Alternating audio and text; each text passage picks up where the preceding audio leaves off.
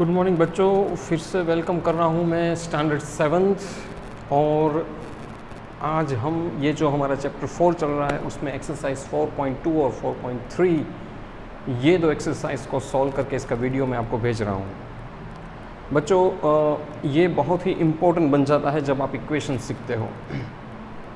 Basically ये दोनों exercise का सम इकट्ठा करके मैंने समराइज़ करके आपको भेज दिया है।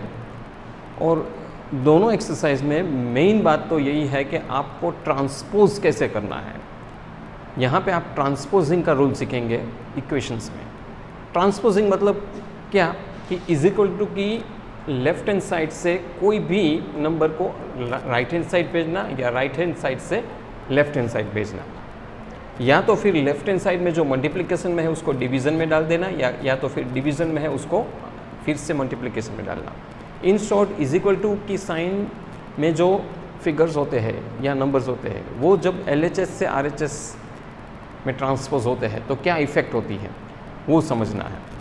तो हम ये सम मैंने जो सॉल्व किया है वो आपको समझाना चालू करूँ उससे पहले बता दूं कि अगर कोई नंबर्स है वहाँ अगर प्लस या माइनस की साइन है वो अगर इज इक्वल टू की LHS से RHS जाता है, मतलब लेफ्ट हैंड साइड से इज इक्वल टू की राइट हैंड से ट्रांसपोज होता है तो साइन बदल जाता है। अगर माइनस है तो वो प्लस हो जाता है और अगर वो प्लस है तो माइनस में तब्दील हो जाता है। दूसरी चीज़ कि अगर कोई मानो कि नंबर्स प्लस माइनस में नहीं है इस तरह, लेकिन मल्टीप्लिकेशन में जैसे 3L, तो 3L है ना, इन दोनों के बीच में मल्टीप्लिकेशन का रिलेशन है। अगर मल्टीप्लिकेशन में रिलेशन है और उसको मुझे इज इक्वल टू के RHS भेजना है तो मल्टीप्लिकेशन से डिवीज़न में चला जाएगा। ये रूल है। ये दो बहुत बहुत इंपॉर्टेंट रूल है जब आप ट्रांसपोज कर रहे हो। That is known as transposing in mathematical term. Mathematical term में इसको ट्रांसपोजिंग ऑफ नंबर्स कहते हैं। तो याद रहे, साइन का चेंज होना, और दूसरा अगर मल्टीप्लिकेशन में है तो वो डिवीज़न में जाता है और डिवीज़न में है तो मल्टीप्लिकेशन में जाता है। ये दो प्रोमिनेंट चीज़ें हैं जब आपको ट्रांसपोज करना होता है। और ट्रांसपोजन बहुत ही इंपॉर्टेंट भाग है क्योंकि ट्रांसपोजन से ही तो आपको वैल्यू मिल सकती है अननोन वेरिएबल्स की, और तब भी तो आप इक्वेशन सॉल्व कर सकते हो। और इक्वेशन सॉल्व करना मतलब यहाँ पे x और y की वैल्यू तब भी मिल सकती है वरना नहीं मिल सकती। तो आइए मैंने कुछ सम्स अलग अलग तरीके से जो सॉल्व किया है, आपकी text book NCERT text book है उसमें चैप्टर नंबर 4 के 4.3 और 4.2 और 4.3 के मिक्स्ड सम्स लिए हैं ताकि लंप सम में पूरा एक्सरसाइज खत्म हो जाए। और बाकी के सम आप होमवर्क में प्रैक्टिस के लिए ज़रूर कर लेना। जैसे कि ये पहला सम है y-4 इज इक्वल टू 4। मुझे y की वैल्यू चाहिए तो यहाँ पे -4 है, उसको मैं RHS भेजा, देखो तो यहाँ +4 हो गया, ट्रांसपोज किया तो 4 + 4 हुआ 8, तो y की वैल्यू मिल गई 8। वेरी सिंपल, ट्रांसपोज कर दिया। सिर्फ मेरे ध्यान क्या रखा कि मैंने 4 को यहाँ से यहाँ लाना था। इज इक्वल टू की साइन आती है ना तब ये होता है, याद रहे, वरना नहीं होगा। Only when there is is equal to sign. तो -4 हुआ +4, 4 + 4 8 डायरेक्ट वैल्यू। एक और सम है 3L इज इक्वल टू 42। अब मुझे L की वैल्यू ही चाहिए तो मैं क्या करूँगा, ये दोनों के बीच में मल्टीप्लिकेशन का संबंध है तो मैंने L को इस तरफ ही रखा, 3 को ट्रांसपोज किया, जैसे ट्रांसपोज हुआ ना वो डिवीज़न में चला गया। देखो 42 divide by 3, 42 divide by 3 is 14, तो L की वैल्यू मिल गई 14। Very simple. एक और सम है Z divide by 3 is equal to 5/4। अब मुझे Z की वैल्यू चाहिए, तो जब इज इक्वल टू की साइन होती है ना बच्चों और दोनों साइड फ्रैक्शंस होते हैं तो एक सिंपल प्रोसीजर है, क्रॉस मल्टीप्लिकेशन कर दो दोनों का। Z को 4 से मल्टीप्लाई करो, 3 को 5 से मल्टीप्लाई करो, इज इक्वल टू की साइन रखो एज इट इज़। तो 4 × Z 4Z is equal to की साइन 3 × 5 15। अब मेरा इक्वेशन फॉर्म, ये फॉर्म था वो फॉर्म आ गया, 4Z इज इक्वल टू 15। 4 और Z के बीच में मल्टीप्लिकेशन का रिलेशन है इसलिए 4 को डाल दिया डिवीज़न में, तो Z is equal to 15 divide by 4 that is 3.75। मुझे Z की वैल्यू मिल गई 3.75। वेरी सिंपल, बहुत आसान।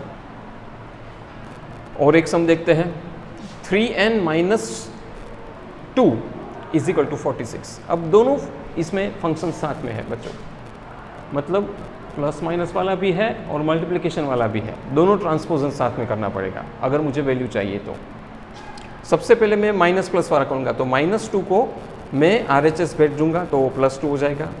तो बना 43n = 46, यहाँ से ट्रांसपोज किया +2 तो 48, तो मुझे मिला 3n = 48। अब मुझे सिर्फ n की ही वैल्यू चाहिए ना, 3n की नहीं चाहिए, तो मुझे n को भी यहाँ से हटाना पड़ेगा, लेकिन वो मल्टीप्लिकेशन में हटाया तो वो डिवीज़न में चला गया, तो n = 48/3 हो गया।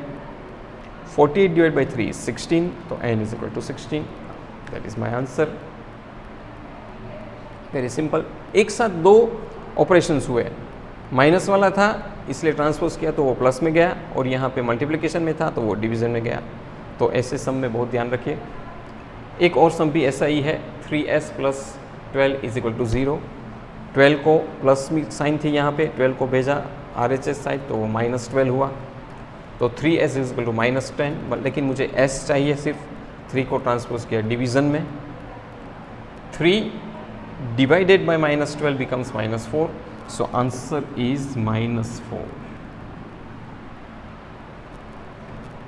अब हम 4.3 एक्सरसाइज से कुछ सम्स लेते हैं जो थोड़े अलग प्रकार के हैं, जो फ्रैक्शंस में है। रूल्स वही रहेंगे लेकिन सम्स फ्रैक्शंस में है। तो इस तरह से फ्रैक्शंस में भी सम हो सकते हैं, डेसिमल्स में भी हो सकते हैं, लेकिन याद रहे rules will be not change. Transposing का रूल्स वही रहेगा, साइन चेंज करना और डिवीज़न में जाना, डिवीज़न है तो मल्टीप्लाई में जाना, वही रहेगा। 2y + 5/2 = 37/2, ये हमारा सम है बेसिकली। तो मुझे y की वैल्यू चाहिए, तो जो आपकी वैल्यू चाहिए उसको एक तरफ रख दो।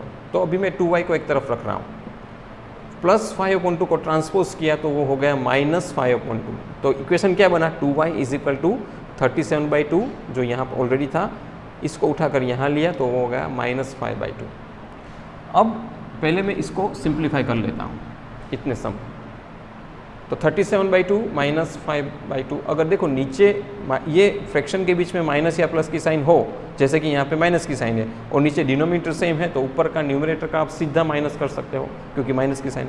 तो 37 - 5 is 32, नीचे 2 का 2 ही रहेगा क्योंकि हम फ्रैक्शन को माइनस कर रहे हैं। यू नो, ये तो 3rd 4th का मैथ्स है, फ्रैक्शंस का आपने सम सीखा था। 2y = 32/2 करो तो आंसर आएगा 16। तो मेरा इक्वेशन और सिंप्लीफाई हुआ, 2y = 16, लेकिन मुझे तो सिर्फ y की वैल्यू चाहिए। 2y के बीच में, इन दोनों के बीच में मल्टीप्लिकेशन का रिलेशन है, तो 2 जाएगा डिनोमिनेटर में यहाँ, तो y = 16/2, you get the answer as 8। तो फाइनल आंसर इज 8, तो आपको 8 मिल गया। बच्चों बहुत आसान है, राइट? सिर्फ ट्रांसपोज का जो नियम है उनको बहुत बहुत समझ बूझ कर आप लगाइए। एक और सम देखते हैं ऐसा, 7m + 19/2 = 13। वेरिएबल जो है उसको LHS रखे, 7m वाला मुझे m की वैल्यू चाहिए, इसलिए 7m को LHS साइड रखा। मैंने क्या किया, +19/2 को इस तरफ ले गया, तो 13 + 19/2 हो गया -19/2। अब देखो यहाँ पे आप देखोगे कि सम तो मैंने जो ये सिखाया वैसा ही है, लेकिन यहाँ पे डिनोमिनेटर सेम नहीं है, तो मुझे क्या करना पड़ेगा, LCM निकालना पड़ेगा। और LCM में क्रॉस मल्टीप्लाई वाली मेथड जो मैंने ऑलरेडी पहले सिखाई थी वो बहुत आसान है बच्चों, तो उस मेथड के ऊपर गौर कीजिए अब। तो 13 × 2 = 26, माइनस की साइन, 119 × 19 और 2 × 1 2। ये मेथड मैंने पहले सिखाई हुई है आपको कि LCM पूरा निकालने की ज़रूरत नहीं है, सिर्फ आप इनको क्रॉस कीजिए, इनको क्रॉस कीजिए और इन दोनों का मल्टीप्लाई करके नीचे रख दीजिए, सिंपल। तो अब क्या हुआ, 7m = 26 - 19/2। 26 - 19 होता है 7, 2 का 2, तो 7/2 हुआ। तो अब क्या मुझे मिला, 7m = 7/2। अब मुझे m की वैल्यू चाहिए, तो मैं 7 को ट्रांसपोज कर दूंगा नीचे, तो वो डिवीज़न में चला जाएगा, तो m = 7, 2 × 7। फाइनली क्या आया, m = 7/14, 2 7 = 14, तो 7/14, 7/14 इज 1/2, 7 1 = 7 2 सा, तो m की वैल्यू मिल गई हाफ। इतना आई होप बच्चों ये समझ रहे हो कितना आसान है।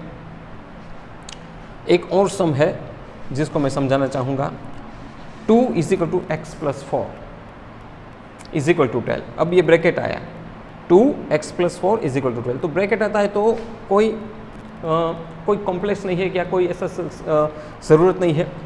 2 को x से ब्रैकेट को खोलना है, जब ब्रैकेट खोले तो 2 को पूरा इनसे मल्टीप्लिकेशन का रिलेशन है, तो आप क्या करेंगे, 2 को पहले इनसे साथ मल्टीप्लाई करेंगे, फिर साइन लगाएंगे, 2 को फिर 4 से मल्टीप्लाई करेंगे, तो 2 इंटू एक्स 2x प्लस 2 4 ज़ा 8 इज इक्वल टू 12। अब ये इक्वेशन फॉर्म में आ गया। अब सबसे पहले प्लस 8 है तो प्लस माइनस वाला पहले कर दीजिए, तो प्लस 8 को ट्रांसपोज किया यहाँ तो माइनस 8 हुआ, तो देखो 2x is equal to 12 minus 8, 12 minus 8 is 4, तो 2x इज इक्वल टू 4। अब 2 और x का मल्टीप्लिकेशन का रिलेशन वो डिवीजन में जाएगा, तो x इज इक्वल टू 4/2, तो x की value 2। That is your answer, very simple. अब ये जो लास्ट सम है वो समझाने जा रहा हूँ, जो बहुत ही आसान है। फिर से मैं बच्चों बताऊँ, 16 is equal to 4 plus 3 into bracket t plus 2। जब भी ब्रैकेट हो तो पहले ब्रैकेट का सॉल्यूशन निकाल दीजिए बच्चों, तो 16 को ऐसे ही रखिए, इज इक्वल टू भी ऐसे, 4 को वैसे प्लस, अब 3 को t से मल्टीप्लाई किया तो 3t प्लस की साइन, 3 को 2 से मल्टीप्लाई किया तो 6। मैंने क्या किया, यहाँ ब्रैकेट खोला, क्या मुझे मिला, 16 is equal to 4 plus 3t plus 6। अब ये 4 और 6 दोनों नंबर है तो उनको दोनों को प्लस कर दो, क्योंकि यहाँ प्लस की साइन है, तो 6 प्लस 4 हुआ 10, तो 16 is equal to 10 plus 3t मिला मुझे, राइट, 3t मिला। अब मैं क्या करूँगा, सबसे पहले ये प्लस माइनस में है तो 10 को इस तरफ ले जाऊँगा LHS साइड, तो क्या हुआ, प्लस 10 था वो माइनस 10 बना, 16 minus 10 is equal to 3t, 16 minus 10 is 6 is equal to 3t। अब मुझे t की वैल्यू चाहिए, 3 और t मल्टीप्लिकेशन में है तो ट्रांसपोज किया नीचे, 6 डिवाइड बाई 3 इज 2, तो t की वैल्यू मुझे मिल गई 2। तो ये चीज़ LHS साइड करो या RHS साइड करो, कोई भी साइड आप कर सकते हो, दैट डजंट मैटर, लेकिन हो गया। तो बच्चों बहुत आसान है। इसके साथ 4.2 4.3 एक्सरसाइज ख़त्म। कल एक और वीडियो भेजूंगा जो 4.4 एक्सरसाइज है, वो जो हमारे प्रॉब्लम सम्स है, प्रॉब्लम सम्स से आपको पहले इक्वेशन बनाना है और फिर सॉल्व करना है, जो भी बहुत ही आसान है। और अगर कोई डाउट हो तो मुझे ग्रुप में ज़रूर भेजना, मैं इसको सॉल्व करके भेजूंगा। हाँ, प्रैक्टिस के लिए होमवर्क ज़रूर करते रहना। इसके बाकी के सम्स, जो बाकी के सम्स है, जो मैं सारे सम टेक्स्ट बुक के ही है, एक्सरसाइज के ही है, 4.2 और 4.3 के, लेकिन जितने सम मैंने बोर्ड में किए हैं उसके अलावा के सम आपके लिए होमवर्क हमेशा रहेगा। Thank you very much for listening me.